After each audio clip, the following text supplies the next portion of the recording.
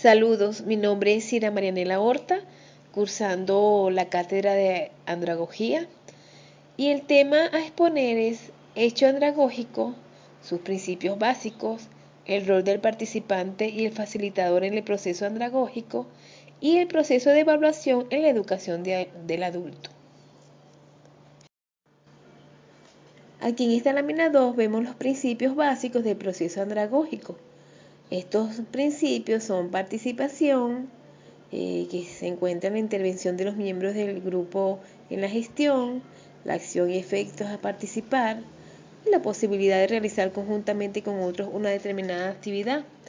El otro principio es horizontalidad, que el participante tiene que aprender a desarrollar capacidades y destrezas para intervenir de forma exitosa en su enseñanza.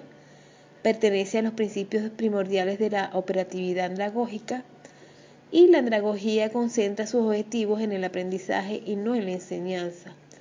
El adulto aprende cuál es el punto donde convergen todas esas actividades que conforman el proceso educativo correspondiente. Y en cuanto a la flexibilidad, vemos que los adultos poseen una carga educativa formativa llena de expectativas previas y cargas familiares o económicas, y en ocasiones es necesario considerar lapsos de aprendizaje acorde con sus actitudes y destrezas para no afectar su proceso andragógico de aprendizaje. Aquí quiero resaltar 4 características importantes, que la primera es que la ciencia de andragogía tiene como objetivo principal la educación de los adultos. La segunda es los principios fundamentales de andragogía, lo ven como una ciencia, es una ciencia que constituye la base de su nacimiento y su dinámica. La tercera es que en el proceso de enseñanza-aprendizaje de adultos, los integrantes lo hacen en iguales condiciones, tanto el facilitador como el aprendizaje adulto, y aunado a ello encontramos que los participantes deben tener o tienen una actividad positiva y voluntaria en este proceso de enseñanza-aprendizaje que les permite lograr los objetivos ya propuestos con anterioridad. Y por última característica sería el proceso de enseñanza-aprendizaje requiere participación de los involucrados, logrando con ello los mejores resultados al establecerse una verdadera comunicación. En esta lámina número 3 vemos el rol del participante y el facilitador en el proceso andragógico. Vemos que hay varias características. Una de ellas es la atención primaria recae sobre el tutor. El proceso de confrontación de vivencias entre el aprendiz y su facilitador radica básicamente en el realizado de que el participante puede sustentar criterios diferentes y opuestos a lo que sostiene quien funge como profesor o como docente. La otra característica es comparte responsabilidades en cuanto a su formación propia y colectiva. Y los componentes personales principales del proceso andragógico son el participante aprendiz y el facilitador andrágogo y orientador. Es importante que aquí veamos que el concepto andragógico de fenómeno educativo está relacionado con la existencia de un amplio proceso fundamental, participativo, comunicativo, dialógico y democrático. ¿Qué significa esto? Bueno, que involucra a todas las personas del grupo correspondiente.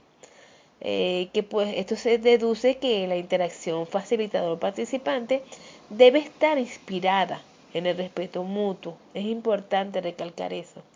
En la igualdad de derechos y deberes, en la conveniencia de ser desarrollada en un ambiente de plena libertad y responsabilidad bien entendida, para que se sientan en un ambiente agradable también. El proceso de confrontación de experiencias entre el aprendiz y su facilitador consiste fundamentalmente en el hecho de que el participante puede sustentar criterios diferentes y también opuestos a los que sostienen quien funge como docente. Este último debe cuidar significativamente la racionalidad, la permanencia, la actualización y objetividad de las fases que conforman el aprendizaje, para lo cual estará siempre dispuesto a la orientación, discusión, la crítica constructiva y oportuna. La andragogía determinó el surgimiento de un educador de adultos diferente al tradicional, como lo hemos venido estudiando en esta asignatura, en el cual observamos un conjunto de características que lo distingue como docente del aprendizaje. De ellas, en este trabajo que estoy exponiendo aquí con estas láminas, veremos lo más relevante. ¿Qué sería lo más relevante para este tema? Bueno, que la andragogía facilitador orientador socialmente es un líder democrático comprendido con las sentidas aspiraciones de su entorno. Debe ser comunicador, dialógico, compañero, humano, debe ser creativo, liberador y por lo tanto analítico y crítico. Debe ser sociable y saber compartir el ser líder, ya que esto compromete al participante en el proceso de aprendizaje. Pero sobre todas las cosas es un constante explorador de los mundos de la invención y la reinvención. Es también un adulto aprendiz y eso es importante recordarlo.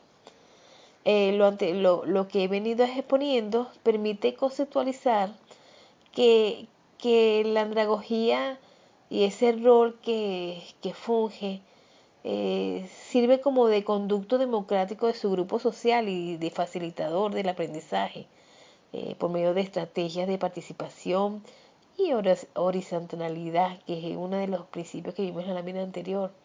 Estas permiten orientar al adulto aprendiz a gestionar personalmente su propio proceso educativo. En esta lámina 4 muestro el facilitador y sus roles, que tienen varias características. La primera es los estilos de aprendizaje. Se refiere al hecho de que cada persona utiliza para aprender. Todas las personas utilizan diversos estilos de aprendizaje, aunque uno de ellos suele ser el predominante. Los estilos de aprendizaje no son inamovibles, son relativamente estables, es decir, que pueden cambiar. Pero cada estilo tiene su valor neutro, ninguno es mejor o peor que otro. Esto se deriva en dos características. Los profesores deben promover que los estudiantes sean conscientes de sus estilos de aprendizaje predominantes. Y el otro, el docente, debe alentar a los estudiantes a ampliar y reforzar sus propios estilos. ¿Qué puedo decir aquí para dar conclusión de esta lámina? Que el aprendizaje óptimo es el resultado de trabajar en 4 fases. La primera es reflexionar, la segunda es teorizar, la tercera actuar y la cuarta experimentar. En la lámina 5, el proceso de evaluación en la educación del adulto.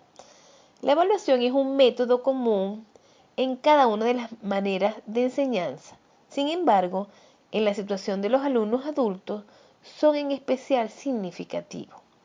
La evaluación de los aprendizajes frecuenta ser considerada como una forma de ver conocimientos, capacidades y destrezas que en el futuro van a ser requeridos. Esto me lleva a que la nueva concepción del adulto sirve de base para implementar la formación profesional como un proceso continuo mediante el cual el sujeto es un esfuerzo de superación permanente, desarrolla y se compromete con la mejora en todas sus dimensiones humana, social y laboral. El docente de formación profesional deberá adecuar la enseñanza y la evaluación a las características propias de sus alumnos y para ello podrá fundamentar su tarea en los principios generales sobre la enseñanza y el aprendizaje. Cabe resaltar que los humanos pensantes adultos realizan actividades con frecuencia planificada y fijan metas con pensamientos misionarios y visionarios también, que finalmente son evaluadas en cuanto a sus logros y cumplimientos. Asimismo, cuando se participa en el proceso educativo, se percata del significado que tiene la evaluación a manera de medición o de revisión de los aciertos y desaciertos acometidos en la programación previamente establecida por el docente, mediante la expresión cuantitativa, cualitativa o complementaria, que involucra en mayor o menor grado un proceso de análisis y reflexión por parte del evaluado y del evaluador. La evaluación de los aprendizajes en la praxis andragógica se realiza mediante parámetros e indicadores que a saber corresponden a la autoevaluación, coevaluación y evaluación unidireccional. ¿Qué significa esto? La autoevaluación consiste en la valoración que el mismo participante se hace de su actuación y logros de aprendizaje. La coevaluación corresponde a la estimación que el resto de los participantes realiza sobre lo manifestado por un participante o por otros grupos en la praxis educativa. Y la evaluación compartida es el que corresponde al facilitador sobre los logros y alcances que a su juicio tenga cada participante o grupo organizado.